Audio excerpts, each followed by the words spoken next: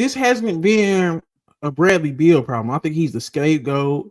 You not go come out and trade Devin Booker or nothing like that. Kevin Durant is already old in the tooth, so the only guy that can fall on the sword is Bradley Beal. But if you think about it, I think Devin Booker is the problem in Phoenix because he's actually a second guy when he's supposed to be the guy. Kevin Durant is 27 a game on good efficiency. Bradley Beal is 18 a game on good efficiency as a third guy, right there with the other third guys. Is Devin Booker who's sticking out like a sore thumb?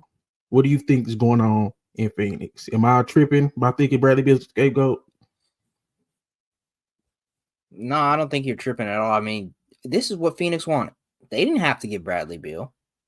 They could have had Kevin Durant, Devin Booker, and good quality role players, good quality pieces around him. They decided to go out and make their situation even more unflexible. It put themselves more in cap trouble by getting Bradley Beal on a no trade clause. Don't sit up there and try to make him the scapegoat for the mistakes that you made.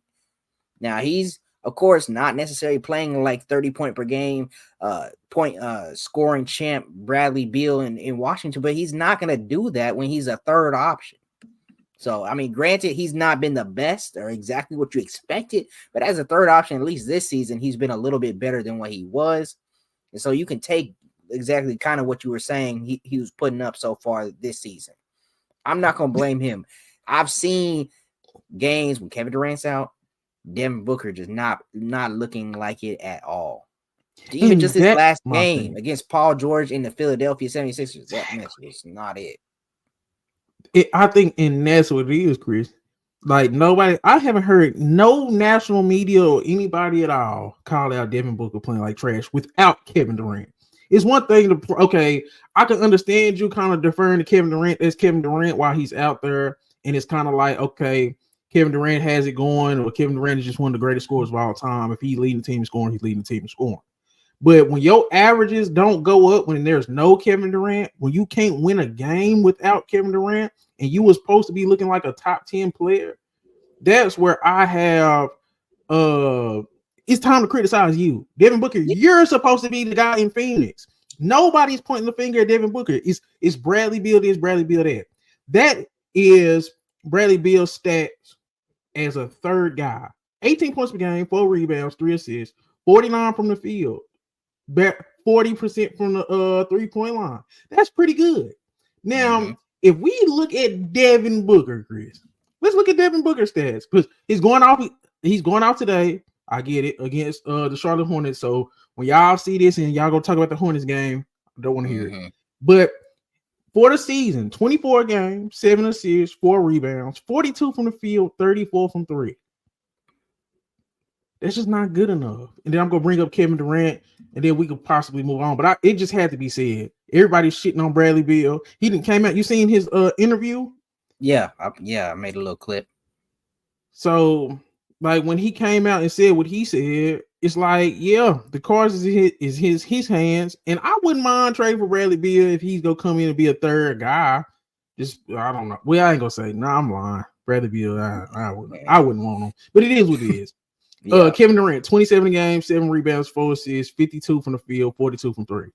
So the only person that's looking like where you like, okay, one of these is not like the others, is Devin Booker. That just doesn't look as good from a guy that's supposed to be a top 10 player. I'm just saying. Because then we do this. Let's look at this. And then let's look at RJ Barrett. Do you see these numbers? All right, DJ, come on. No, I'm just saying, look what Devin Booker is doing compared to some of these other guys. This is RJ Barrett. Yeah, but it's a little different. 24 games, 7 rebounds, 6 assists, 46 from the field, 35 from 3. How's it a little different? I'm just saying what his playing in Toronto. Come on. He's playing in Toronto. He's not seeing the types of defenses, especially when Kevin Durant's out, that Devin Booker would see. RJ has been the main guy in Toronto because Scotty Barnes has been in and out the lineup, quickly hasn't played up until now. I'm just saying, I'm just bringing up numbers for the comparison. I'm not saying he's not as good as RJ Barrett. I'm saying he's not playing as good. Yeah. I'm just saying. Yeah. So okay. We'll see. But yeah, I do agree with you in the fact that Devin Booker has to step up, and he needs to be better. We can't sit up here and be like, oh, Devin Booker's a top 10 player in the league. He's a top 2, 3 shooting guard, top 1, maybe, if depending on who you ask. You need to start playing like it, buddy.